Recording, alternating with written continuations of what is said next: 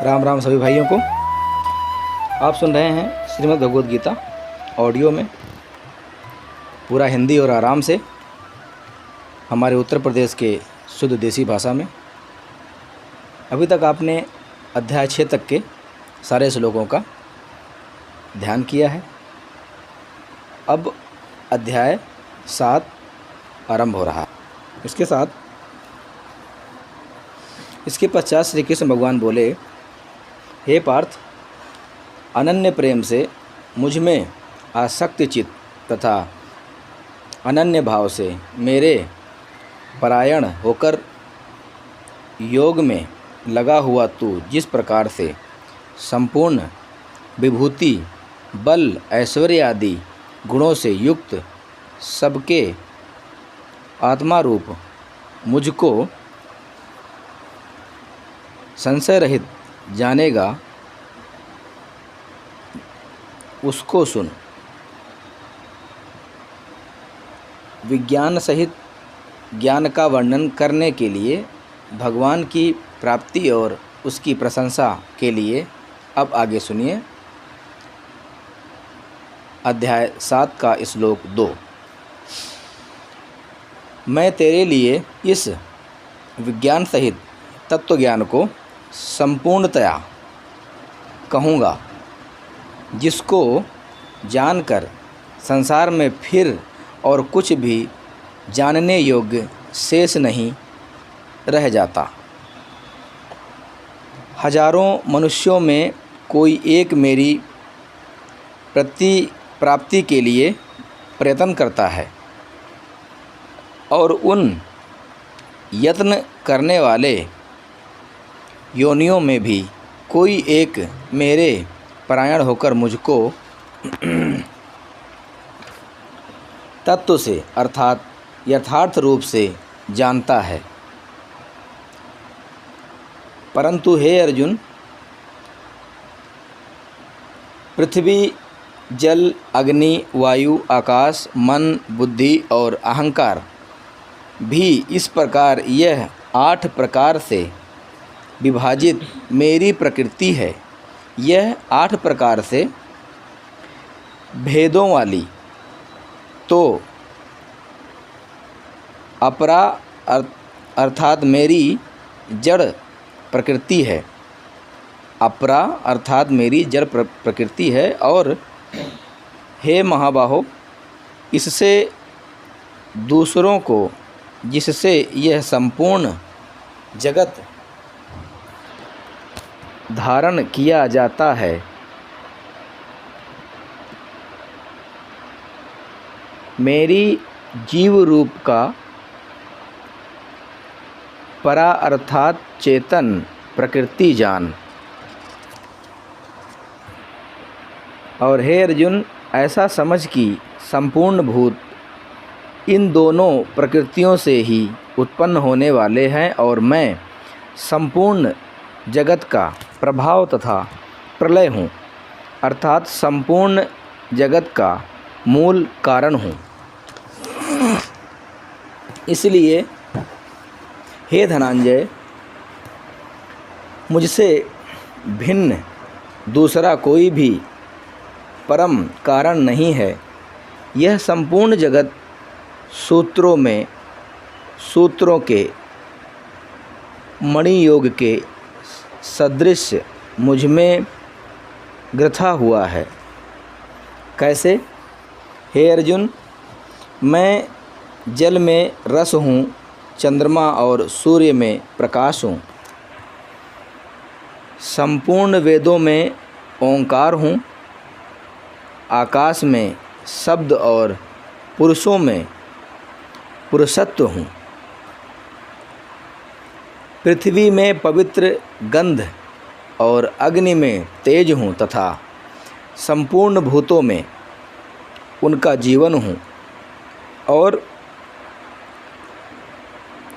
तपस्वियों के लिए तप हूँ। हे अर्जुन, तू संपूर्ण भूतों का सनातन बीज मुझको ही जान। मैं बुद्धिमानों की बुद्धि और तेजस्वियों का तेज हूँ। हे भरत श्रेष्ठ, मैं बलवानों का आसक्ति और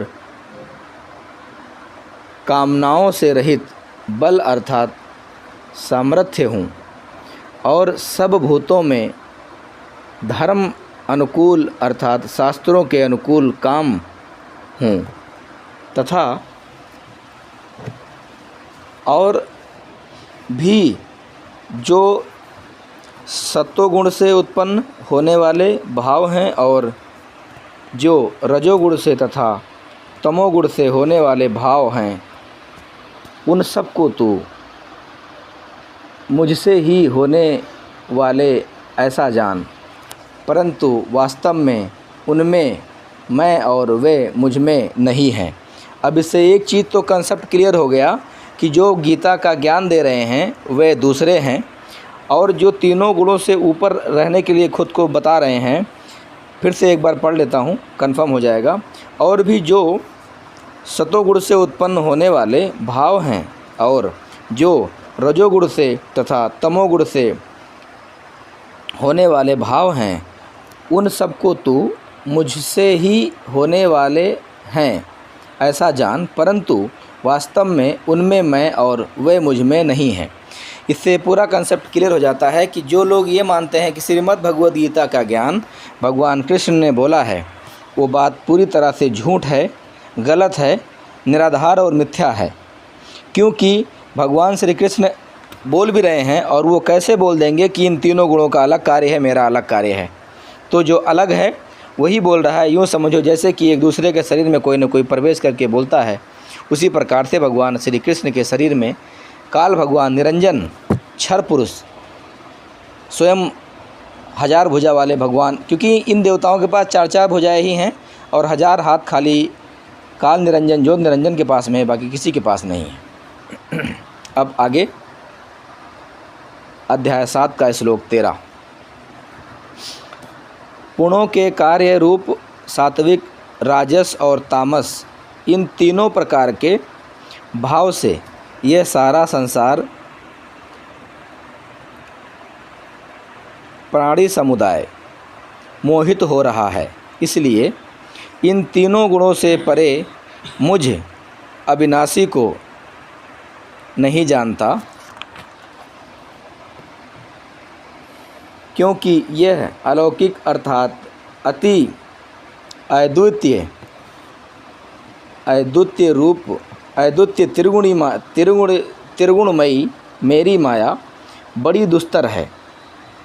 परंतु जो पुरुष केवल मुझको ही निरंतर भजते हैं, वे इस माया को उल्लंघन कर जाते हैं अर्थात संसार से तर जाते हैं।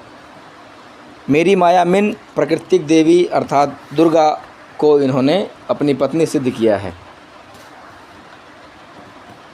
ऐसा सुगम उपाय होने पर भी माया के द्वारा जिनका ज्ञान हरा जा चुका है, ऐसे असुर स्वभाव को धारण किए हुए मनुष्यों में नीच दूषित कर्म करने वाले मूढ़ लोग मुझको नहीं भजते। अब सोचने की बात यह है, माया अर्थात अज्ञान, सबको पता है माया माने अज्ञानी होता है, जिनका ज्ञान हरा जा चुका है, ऐसे असुर स्वभाव के धारण किए हुए मनुष्यों में नीच दूषित कर्म करने वाले मेरी भक्ति भी नहीं करते। अब इसका डिटेल बाकी आगे बताऊंगा। इतना जान लो कि भगवान ने दोष दिया है कि हम इस नए यौवन चकाचौंध दुनिया को देख करके बहुत ज़्यादा आकर्षित ना हों। दूषित कर्म करने वाले मूढ़ लोग मुझको नहीं भजते। और हे भरतवंशियों में श्रेष्ठ अर्जुन, उत्तम कर्म करने वाले अर्थार्थी, आरत, जिज्ञासु और ज्ञानी, ऐसे 4 प्रकार के भक्तजन मुझको भजते हैं। उनमें से नित्य मुझ में एकाग्र भाव से स्थित अनन्य प्रेम भक्ति वाला ज्ञानी भक्त अति उत्तम है। यानी कि आरत, आर्थो, जिज्ञासु और ज्ञानी में सबसे श्रेष्ठ उन्होंने ज्ञानी को लिया है। अति उत्तम है क्योंकि मुझको तत्व से जानने वाले ज्ञानी को मैं अत्यंत प्रिय हूँ और वह ज्ञानी मुझे अत्यंत प्रिय है। यद्यपि ये सभी उदाहरण है, परंतु ज्ञानी तो साक्षात मेरा स्वरूप ही है, ऐसा मेरा मत है, क्योंकि वह मदगत मन बुद्धि वाला ज्ञानी भगत अति उत्तम गति स्वरूप मुझ में ही अच्छी प्रकार से स्थित होता है। इसका जो अर्थ है इन्होंने अपने ऊपर लिया है, लेकिन ये वाणी परमपिता परमात्मा पूर्ण ब्रह्म सत्य पुरुष की थी, क्योंकि वेदों की बहुत सारी वाणी ही गीता जी में बोली गई है और इसी को समझने को तत्वज्ञान कहते हैं। अब आगे सुनिए। और जो बहुत जन्मों के अंत के जन्म में तत्व ज्ञान को प्राप्त पुरुष सब कुछ वासुदेव ही है, इस प्रकार मुझको भजता है, वह महात्मा अत्यंत दुर्लभ है। कहने का मतलब है जो सब प्रकार तत्व ज्ञान को जान जाता है, गुरु दीक्षा लेकर के, श्रेष्ठ भक्ति अर्थात दीक्षा लेकर के और मोक्ष प्राप्ति का साधन करता है और निरंतर अपना सुमिरन करता है, वो मुझे बहुत प्रिय है। ऐसा इस ज्ञान में, श्रीमद् भगवद गीता ज्ञान में भगवान अर्जुन को समझा रहे हैं। और हे अर्जुन, उन भोगों की कामना द्वारा जिनका ज्ञान हरा जा चुका है, वे लोग अपने स्वभाव से प्रेरित होकर उस नियम को धारण करके अन्य देवताओं को भजते हैं अर्थात पूजते हैं। यानी कि जो अलग अलग नियम में रह करके पूजते हैं, अब उनके बारे में बताया है। जो साकाम भक्त जिस देवता के स्वरूप को श्रद्धा से पूजन चाहता है, उस भक्ति की श्रद्धा को मैं उसी देवताओं के प्रति स्थिर करता हूँ। इससे भी सिद्ध होता है कि गीता ज्ञानदाता जो है वो अन्य ही है, वो भगवान कृष्ण अर्थात विष्णु नहीं है, क्योंकि स्थित करने वाला तो सीनियर ही होगा ना। तथा वह पुरुष उस श्रद्धा से युक्त होकर उस देवता का पूजन करता है और उस देवता से मेरे द्वारा ही विधान किए हुए उन इच्छित भोगों को निसंदेह प्राप्त करता है। अन्य देवताओं की उपासना के फलों को नाशवान बतलाकर अपनी उपासना का फल, अपनी प्राप्ति बतलाना, अर्थात अध्याय 7 का श्लोक 23। परंतु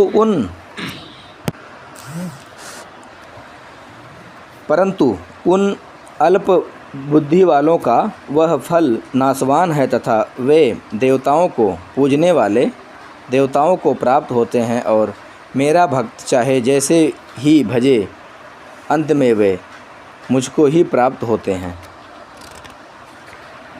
बुद्धिहीन पुरुष मेरे अनुत्तम अविनाशी परम भाव को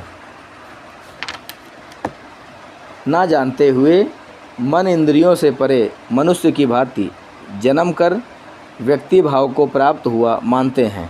यानी कि भगवान स्वयं बता रहे हैं अपने आप को, अद्भुतायमम अनुत्तमाम अव्यायम परम भावम। ऐसा नहीं कि संस्कृत नहीं आती मुझे, जितना आती उतना पढ़ के सुना भी रहा हूँ।